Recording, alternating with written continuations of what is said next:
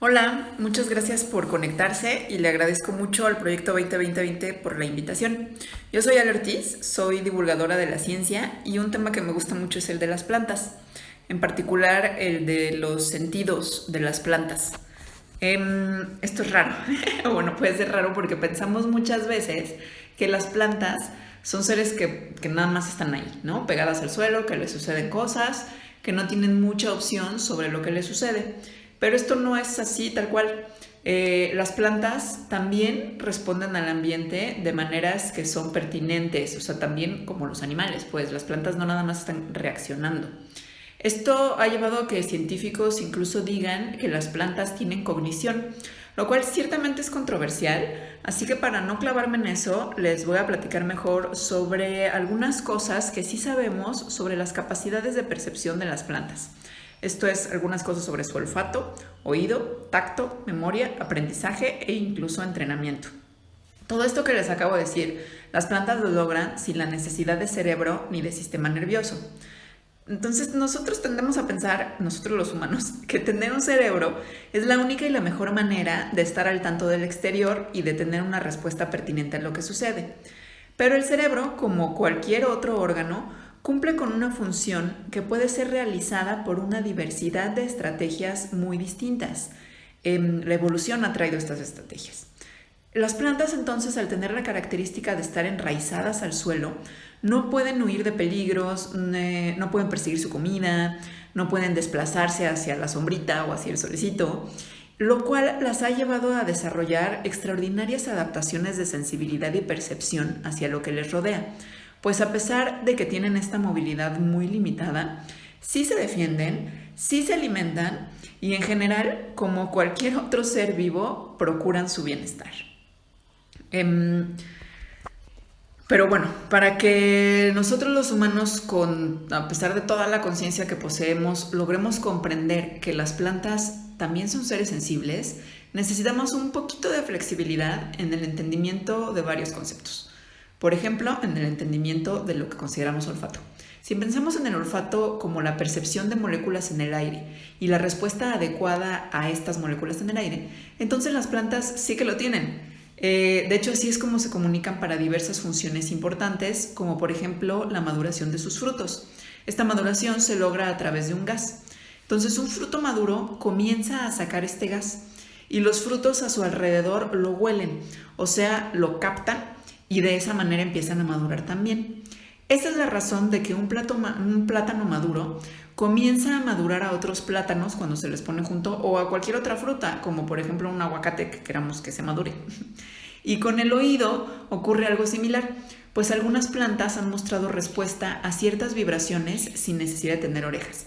Se doblan hacia donde existen frecuencias acústicas que, por ejemplo, les informan que hay agua cerca, es decir, se doblan, reaccionan hacia algo que necesitan. Y bueno, a pesar de esta evidencia, hay personas que podrían argumentar que estas respuestas de las plantas son meras reacciones mecánicas. Y bueno, pues se han llevado a cabo diversos experimentos que demuestran que las plantas son más o menos como un perrito que puede aprender, que puede ser entrenado, no más que las plantas, a diferencia de un perrito, pues están pegadas al suelo. En uno de estos experimentos, a plantas que naturalmente cierran las hojas al ser tocadas, las mimosas, ¿no?, que cuando se les toca se cierran, a estas plantas, a varias, se les arrajó el suelo cuidando de no lastimarlas. Y la respuesta de las plantas a este estímulo mecánico fue de cerrar sus hojas, hasta que después de que se les tiraron 50 veces al suelo, dejaron de cerrar las hojas. Es decir, desistieron de presentar la reacción natural que tienen contra el peligro, como si de alguna forma hubiesen entendido que por más que gente que tenía bata blanca, es decir, los científicos, las tiraran al suelo, no les iba a pasar nada. Después de un mes, a estas mismas plantas se les volvió a tirar al suelo. O sea, un mes las dejaron tranquilas y luego las volvieron a tirar. Y se dieron cuenta que seguían recordando ese aprendizaje sobre lo inofensivo de ser arrojadas contra el piso, es decir, no cerraron sus hojas. Entonces, bueno, ante estos resultados, las personas que hicieron esto estaban convencidas de que las plantas no solo pueden sentir, sino también pueden aprender, y decidieron probar si podían ser entrenadas, es decir, si podían aprender a asociar la ocurrencia de un evento con la anticipación de otro. Esto, si estuviéramos hablando, por ejemplo, de perros, sería algo así como cuando a un perro se le enseña que cierto silbido significa que es hora de comer. Se asocia, ¿no? Silbido con comida. Y entonces, después de asociarlo, al escuchar el perro el silbido, comienza a salivar anticipadamente, porque ya lo asoció. Solo que para las plantas, la comida se traduce como luz. Este experimento está muy padre. Entonces, a plantas de chícharo se les presentó a plántulas, una disyuntiva literal, es decir, un tubo en forma de Y, donde a un lado se les daba a ratos luz, acompañada de una ligera brisa que salía de un ventilador, y del otro lado de la Y no había nada. Entonces esto estuvo durante 3 días de entrenamiento, y se les empezó después de estos 3 días a poner luz del otro lado de la y brisa ya sin luz de este otro lado, dándoles la opción de crecer, ¿no?, hacia cualquiera de los dos. La respuesta de las plantas, si fueran animales, le estaríamos llamando condicionamiento, ya que estas plantas empezaron a crecer hacia la brisa, es decir, eligieron ir hacia la brisa y no hacia la luz. Lo normal sería que las plantas se estiraran hacia su fuente de alimento, o sea, hacia la luz, ¿no? Pero trataron de alcanzar el lado de la brisa, lo cual demuestra que las plantas pueden modificar su comportamiento con base en un aprendizaje pasado. El aprendizaje pasado en este caso es el que la brisa funge como una pista de la recompensa que recibirían, que era la luz.